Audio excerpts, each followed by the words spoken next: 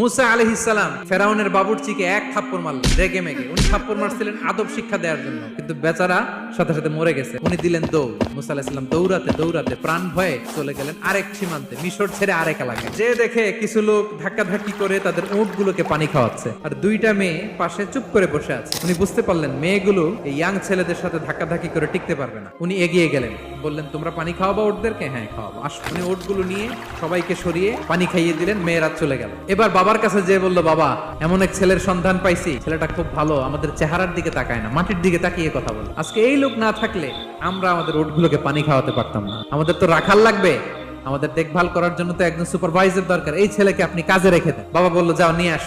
মেয়ে দুজন যে বললো আব্বার কাছে চলেন, আব্বা আপনার কথা বলবে, আপনার সাথে আলাপ করবে। মুসা আলাইহিস সালাম বললেন ঠিক আছে, তোমরা পেছনে পেছনে যাও, আমি তোমাদের আগে আগে যাই। তোমরা আমাকে বলবা যে ডানে না বায়ে না সামনে। মুসা আলাইহিস সালামের নজর যেন তাদের দিকে না পড়ে। মুসা আলাইহিস সালাম বললেন আমি আগে যাই, তোমরা পেছন থেকে বলো ডানে না বায়ে, কোন গলি, কোথায় যাব। আল্লাহু আকবার। যাওয়ার পরে মুসা আলাইহিস সালামের সততা, এই বিশ্বস্ততা আর স্ট্রেংথ, শক্তি দেখে ওনাকে কাজে রেখে দিলেন মেয়ে দুটার বাবা।